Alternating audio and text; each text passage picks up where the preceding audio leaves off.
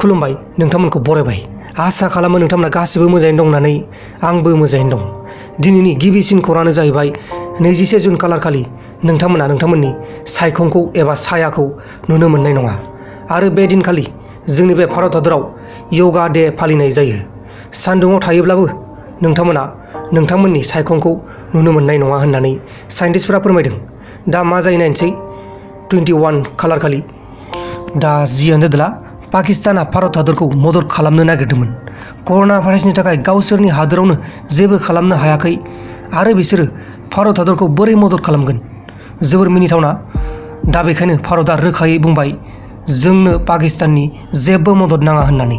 जोबोर मोजां जादों, बेबायदिनो खालामनांगौ नङा होमबा? अब्ला जोङो गुबुन मोनसे निउसाव फैलायनोसै। गुवाहाटीआव गावनि फंबायखौ देगारजों सुनानै खारलांबाय। औ नंगौ लोगोफोर, गुवाहाटीआव सासे बिदाया गावनि असे फंबायखौनो देगारजों सुनानै न'निफ्राय खारलांबाय।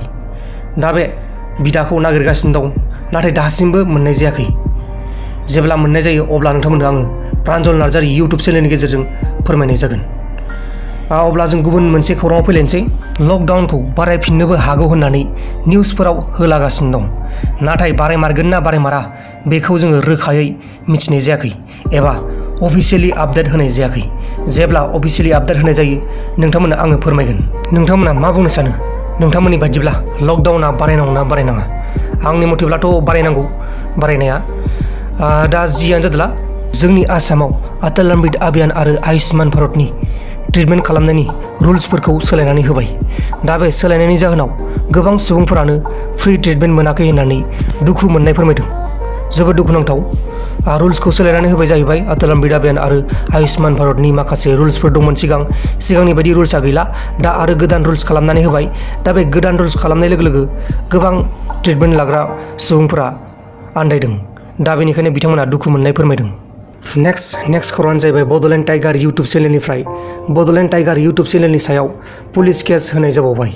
महेश्वर बसुमतारी जायबा जोंनि बिटिसिनि एक्स EM बिथाङा बड'लेण्ड टाइगार इउटुब चेनेलनि सायाव पुलिस केस होनाय जाबाय होननानै खौरांनि गेजेरजों मिथिनाय जादों।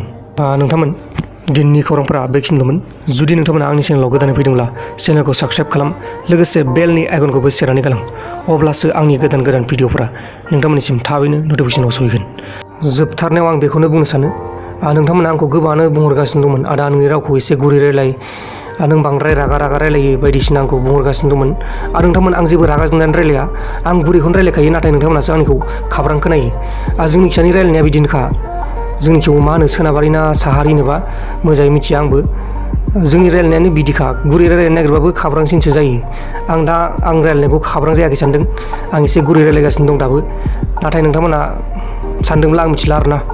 आं आंनि रावखौ सोलायनो नाजानोसै, नोंथांमोना खावलायनाय लेखा।